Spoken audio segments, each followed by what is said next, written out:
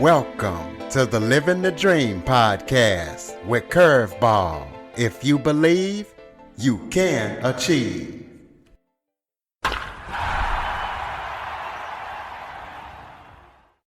Welcome to the Living the Dream with Curveball podcast, a show where I interview guests that teach, motivate, and inspire. Today, I am joined by Emma Lyons. Emma Lyons is a trauma-informed healer and the founder of the Trauma Matrix, which is an organization that helps women break up with the shame voice that has sabotaged their relationships, success, and visibility for years. So we're going to be talking to Emma about her story and her organization and what she's up to and going to be up to. So Emma, thank you so much for joining me. Yeah, great to be here. Thanks so much for having me, Curtis. Why don't you start off by telling everybody a little bit about yourself? Well, yeah, I started off studying law. Actually, I wanted to be a human rights lawyer, and I did master's human rights law. I went over to Palestine for 3 months, and then after that, I went and studied law in the UK. And then after that, I realized, oh my God, I don't want to be a lawyer at all. And I had what I call a quarter life crisis, kind of like a midlife crisis, but earlier. And I was freaking out. I didn't have a purpose. And I found this healing work, and I was really good at it, and yoga, and I loved it, but I really struggled to make it work. And I was constantly, in healing mode, going to therapy, working on myself. And things didn't really start to fall into place until I started to really getting to the core of what was holding me back, which is really shame and this shaming voice that I have carried inside myself since I was a young child. And I realized that, people call it the inner critic, but I realized that in my case, and in I think a lot of people's cases, it's not just an inner critic because it's constantly shaming you.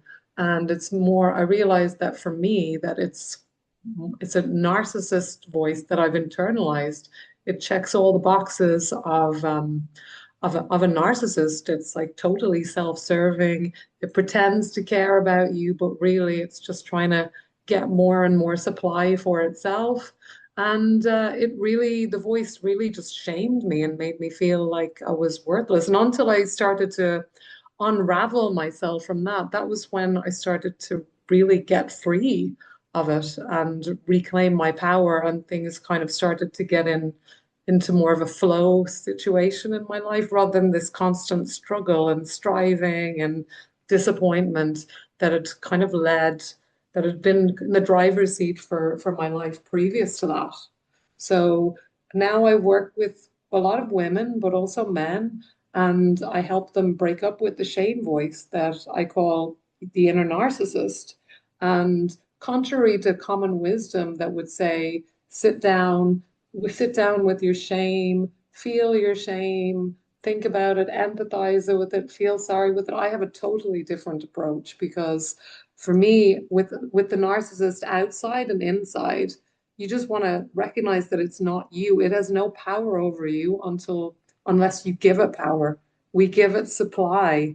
And I thought it was really interesting that the conventional wisdom will give you one set of guidelines when the narcissist is outside, but when the narcissist is inside your head, doing the exact same techniques, gaslighting, moving the goalpost, telling you, shaming you and putting you down, using all the triangulation, all the same strategies, we're told to sit down with it and feel it and treat it like a friend, take it to therapy, empathize with it. And I did that all my life. And it just got stronger, and this voice would become very malignant sometimes, and it would tell me things like, "Oh, there's no point in you being here. You might as well, you know, no one will miss you if you're gone." So this voice is really the key thing and it's not just a voice; it's like an energy of shame that I'd carried with me, and until I started breaking up with it, that was the point when I started to change my life and took back my power, really. Well, you answered my question about the inner narcissist. So let's talk about why high achieving women feel burnout even after, burnout and stuck, even after years of doing therapy. Yeah, and that's such a good question, Curtis, because so much of the therapy that's out there, it's like making friends with this shame.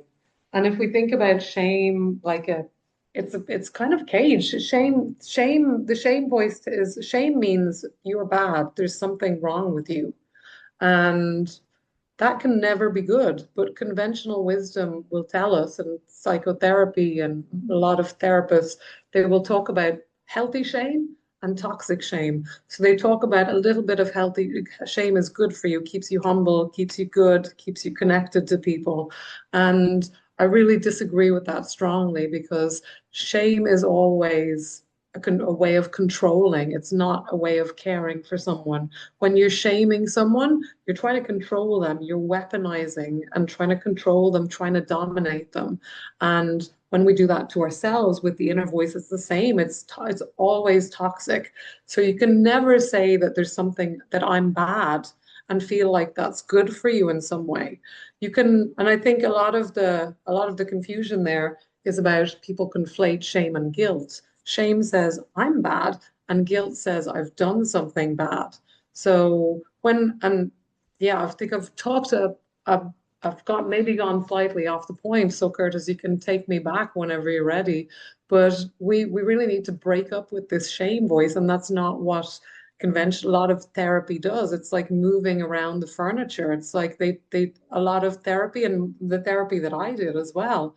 It was kind of like teaching me how to feng shui the furniture while the house was on fire, you know? So it wasn't dealing, we need to put the fire out first, please. It's one thing to do the feng shui, the furniture. We've got to deal with the most pressing problem, and that's the shame that people have internalized. Well, speaking of breaking up with the inner voice, what does the process of breaking up with the inner narcissist look like? Yeah, it's really about recognizing that the voice isn't you. This is the key thing. And this is what conventional therapy often doesn't teach you. It teaches you to personalize it and think that it's a wounded part of you. So the first step is really recognizing that it's not you and that it's not trying to help you or protect you. This is the lie that kind of was a big revelation to me because all my life I've been told that it's a poor thing. It's trying to keep me safe. It's trying to protect me. But just like the covert or the narcissist will smack you across the face and tell you you're no good and tell you that you can't do that, you can't start a podcast, you can't be successful, you're a useless failure. And then in the same breath, it'll tell you that I'm just trying to protect you, I'm just trying to keep you safe. And that, Curtis, is an absolute lie. So I have a 5-step process for breaking out of this. It's about BREAK. So the first one is B, and that's break the trance. That means you recognize that it's not your voice, that it's a spell, that it's a pattern. It's like you're walking around in a trance. So you want to catch it, you want to interrupt it. Don't overthink it, just name it. Recognize that it's a trance that you're under, and that it disrupts the loop instantly. So then R, you want to refuse to engage with it. Just like with the narcissist outside, I use Dr. Ramani. She's a narcissist expert. She talks about deep, DEEP. So don't defend, don't engage, don't explain, and don't personalize. So we want to refuse to engage with this voice, this shaming voice. You don't want to defend or engage with it at all. Just say, not today, Satan, not today. It's not happening. Then you want to move on to E, which is expose the lie. So call out this shame-based programming, recognize that it's controlling and not care. And then that's not my story, and speaking that truth disarms the power that it has over you because the shame voice, the inner narcissist only has power when you give it to it. Then we're going on to A, and that's anchoring it in your body. Come back to your body, feel your breath, plant your feet, say your name, say the year, really come back. Remind your nervous system that you're safe and that you're sovereign and that you're here. And then finally, K, it's kick it out, shake it off, stomp it out. This isn't mine, and really evict that spell from your body. So goodbye shame, goodbye performance, goodbye this ghost voice, because it has no power unless you give it the power, just like the narcissist outside. It only has power if you unknowingly or unwittingly give it power. Like a light bulb, you're the electricity. So disconnect the electricity and it becomes nothing. And it takes a bit of practice, but because many people have been practicing really engaging strongly with this shame voice for 20, 30, 40, 50 years. But this really does work when you start doing it, and it's really powerful because to recognize that it's not you, that's really important, and that it's not working for your highest good. Those are the two really fundamental key steps there. We'll talk about how childhood dynamics affect success later in people's lives. Wow, there's so much because we imprint as children.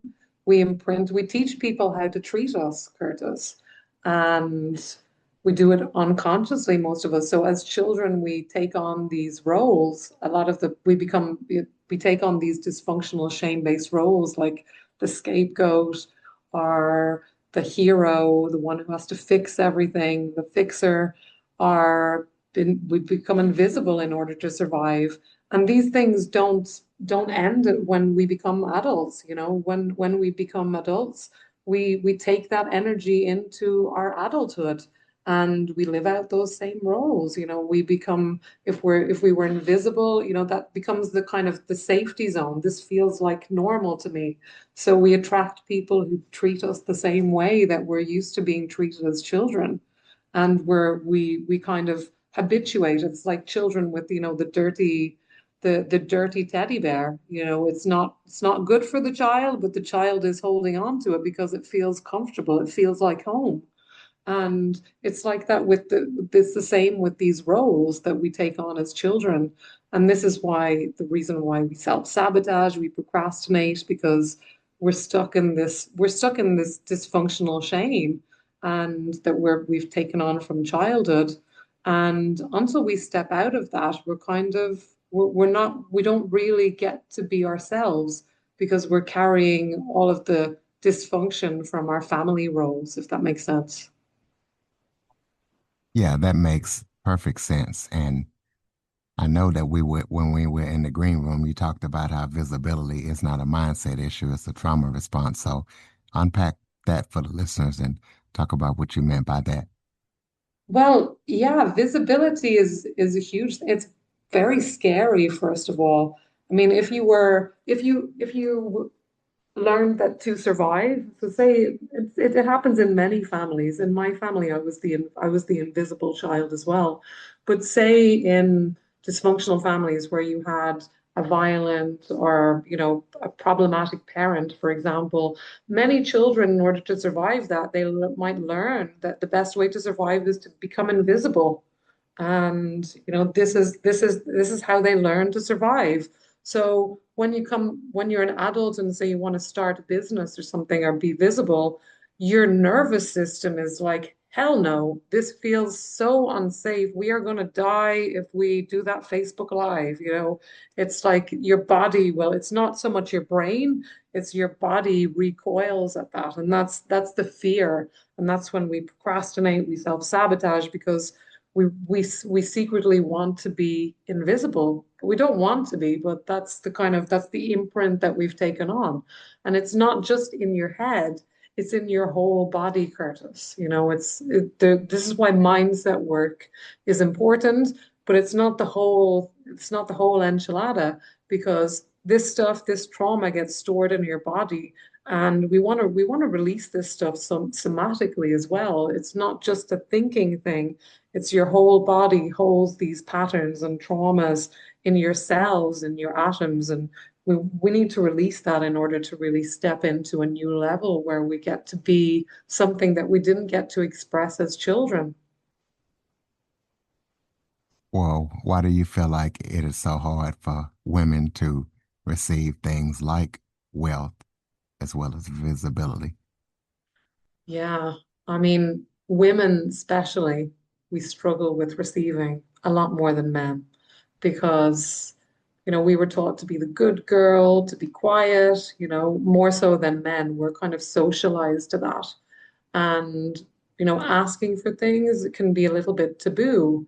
And we don't want to be too much. We want to be quiet, to be nice, to be, to not and dom not annoy or dominate. So a lot of women get stuck in this, the trauma responses, fright, and freeze and fawn. This is the fourth one that don't people, a lot of women get stuck in the fawn response. So we're just trying to people please, trying to keep everyone happy. And again, this is a survival response. So we don't ask for what we want. And when it comes to receiving, we're like, oh my God, it's not safe. If I receive, I'm going to be out of control. So we get so used to running on empty that it doesn't feel safe to even receive a compliment. I mean, I don't know. There's so many women, including myself in the past, who really struggle with compliments. If you give them a compliment, they feel like they feel uncomfortable, they feel awkward, they feel like they need to give you something back or, deflect it or say, oh, this old thing. So if they can't even receive a simple compliment, it's going to be the same with money and other things coming into your life. It feels uncomfortable, so we secretly reject it. And that's really what's on the root of money blocks. It's rarely about money. It's 99.999 times out of 100. It's a fear about receiving, because it's not safe for you to receive. To receive, you have to open and you have to kind of surrender a little bit. And that's terrifying for someone who's stuck in survival mode and kind of frozen there and doesn't know how to relax and surrender so that you can receive. So, and this is what's required in order for us to receive money as well as all the other things. And we've got to recognize that we deserve it too. That can also be a problem, but self-worth, believing that you're worthy of it, believing that, let go of control, it's safe. So there are so many challenges about around receiving that particularly women experience. Let's take a quick break.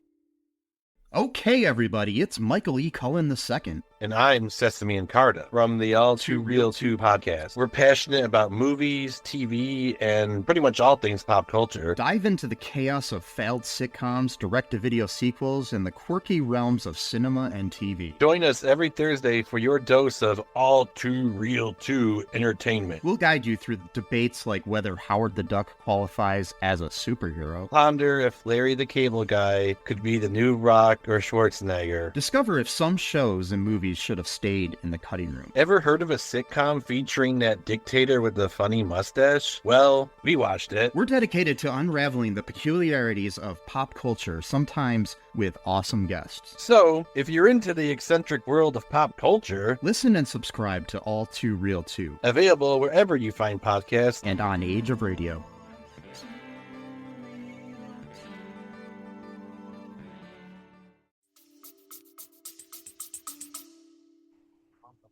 Well, I know how I was reading in your bio and you were talking about how self-sabotage is not a mindset issue. Talk about what helped you realize that.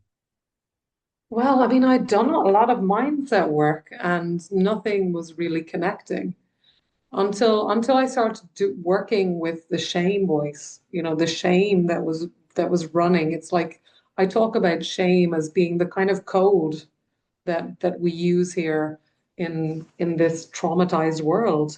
Shame is kind of the base code, the underlay, if you like, of everything.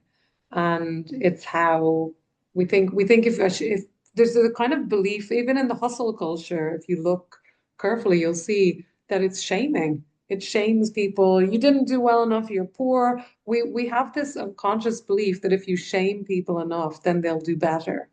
But for lots of people, and I believe for everyone on some level, shame is always toxic. It can get people to move quickly and change their behavior, but it always leaves a toxic imprint. And more women than men internalize that and feel that more. And that leads to problems with receiving and relaxing and, even things like, receiving orgasms, this is a lot of women struggle with that. And it all stems from the same problem about, feeling safe to open and feeling safe. Oh my God, I'm not going to be attacked. Something bad is going to happen. So it's really, and it's in your whole body. It's not just in your mind. Your body freezes. It's your nervous system. It's your vagus nerve. So it's not, you can't think yourself out of this. You've got to work with the body to release this stuck energy and these trapped emotions that we're holding in our body from maybe, 50, 60 years ago, whatever it is. And those patterns will have also been reinforced over the years, Curtis. So it's not just a case of one and done. We will have because the pattern reinforces itself every time you prove to yourself this is right. Oh, receiving is dangerous. I've got to stay in this fawn response. Whenever you open a little bit, something bad happens. So these patterns get reinforced every time. And you've got to unwind them from our body. It's not just a mind thing. It's not just a thinking thing that you get to think yourself out of. It's a whole body kind of freeze that we're in a lot of the time. Do you feel as if traditional personal development is enough for deeper healing? Why or why not? Well, yeah, I think a lot of personal development is very shame-based. They're like, you should be doing better. You should be making this much money. Why aren't you doing it? It's like the hustle culture. You got to fight for it. It can work for some people, but I do think that it operates a lot out of shame, and it doesn't work for lots of people. So I don't think it's enough for lots of people because lots of us, we carry these deeper trauma responses that need to be worked through. And personal development is great, don't get me wrong.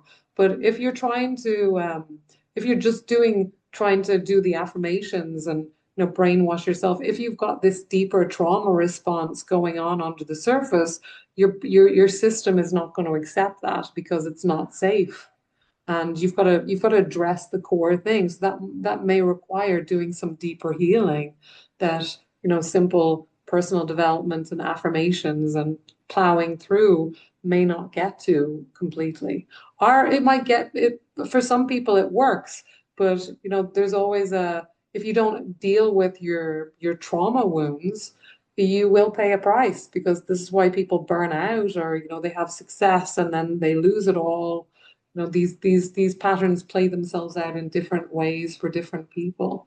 But when you address your trauma and really deal with that at a deep level, then you start to open up, and your system realizes that you can actually thrive without struggling, without fighting your way to the top, without squashing other people down or battling or hurting other people. You can actually thrive without doing all of that, without becoming a bad person. There's this kind of belief that you have to, when you're going up the ladder, you have to flatten a few other people on the way up. But that's a belief system that comes from this toxic kind of narcissistic culture that we're in. We can all rise together, but the problem is that most people haven't healed their wounds to see that possible as a possibility yet. Well, let's talk about one step everybody could take today to break toxic patterns. Well, I think the one thing that people could do, and I love giving this homework to people. Well, it's not homework, but just something that you can do at home. Just start to become aware of shame in your life. Notice how when you shame yourself, maybe you drop something and you say, "Oh my God, I'm so stupid." This is shaming. Shame is the voice that says you're bad. When you do something wrong, or when you do something that maybe you could have done differently. Notice that shaming voice inside yourself when you're talking to yourself. Notice when you talk to your kids or when you talk to other people, that is shame interacting there. And look around you, like look at marketing and promotions. you'll notice a lot of shame is used there. People are shamed because it gets, and notice that you don't have to do that.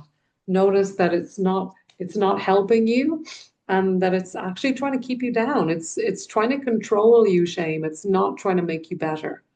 And when you notice that about the voice inside your head, you can start breaking the trauma bond that you have with it and reclaiming your power and stop giving your power to this narcissist, this inner narcissist, as I call it, this inner critic that's basically running your life into the ground in ways that you may not prefer. Tell us about any upcoming projects that you're working on that listeners need to be aware of. Yeah, so I mean, for in terms of the next step, reach out to me on social media. I'm at trauma.matrix. And you can also, I also have a free gift for people, which is what I would recommend as the next step for people. If you've been inspired by this conversation, I have I have a free gift for you, and it's really cool. It's called Five Signs That It's Time to Break Up with Your Inner Narcissist. So if you're curious about that, you can find that in tinyurl.com/not today narc NARC. So check that out. Follow me on social media because I put lots of kind of resources there. And I would say, reach out and get support. Find someone if you're recognizing that you may have some of this trauma. I would say first thing is don't decide that you're not going to do it alone because that can be a trauma response as well.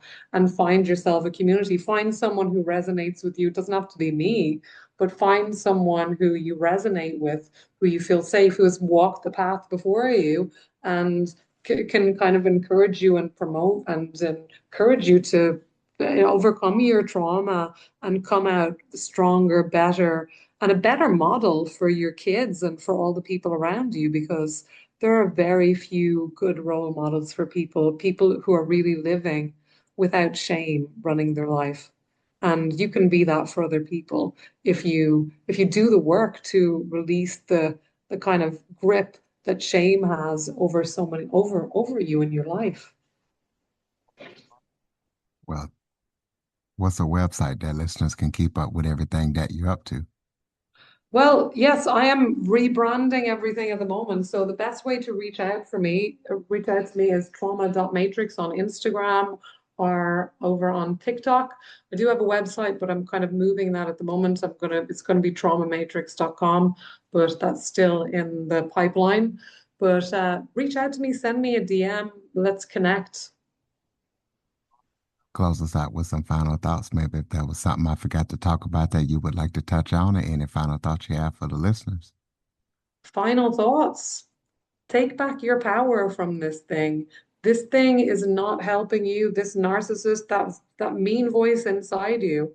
It's the reason people, commit suicide. Without this mean voice, without that narcissist, people don't do that. So it is not helping you. It is not protecting you. It is trying to kill you. And you don't need to be polite to it. You don't owe it anything, but you do owe a lot to yourself. So take back your power, take back your life, and drop that shame because it's not working for you. It's working against you. Right, ladies and gentlemen, check out trauma.matrix to keep up with everything that Emma's up to and check out her free gift. Follow, rate, review, share this episode to as many people as possible. Follow us on your favorite podcast platform and visit us at www.curveball337.com for more information on the Living the Dream with Curveball podcast. Thank you for listening and supporting the show. And Emma, thank you for all that you do, and thank you for joining me. Thank you so much, Curtis. For more information on the Living the Dream with Curveball podcast, visit www.curveball337.com. Until next time, keep living the dream.